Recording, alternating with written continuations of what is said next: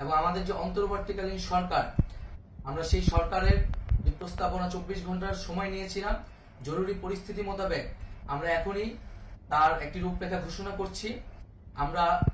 আমরা সিদ্ধান্ত নিয়েছি যে সর্বজন গ্রহণযোগ্য, আন্তর্জাতিক খ্যাতিসম্পন্ন, নোবেল পুরস্কার বিজয়ী ডক্টর মোহাম্মদ ইউনূসকে প্রধান উপদেষ্টা করে অন্তর্বর্তীকালীন সরকার গঠন করা হবে। এবং ডক্টর মোহাম্মদ ইউনূসের সাথেও আমাদের কথা হয়েছে, তিনি ছাত্র জনতার আহ্বানে বাংলাদেশকে রক্ষা করতে এই গুরু দায়িত্ব নিতে সম্মত হয়েছে।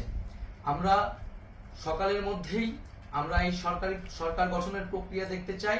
রাষ্ট্রপতির কাছে আহ্বান থাকবে যে দ্রুত সময়ের মধ্যে ডক্টর মোহাম্মদ ইউনূসকে প্রধান উপদেষ্টা করে অন্তর্বর্তীকালীন সরকার গঠন করা হোক, এবং এই অন্তর্বর্তীকালীন সরকারের বাকি সদস্যদের নামও আমরা সকালের মধ্যে ঘোষণা করব।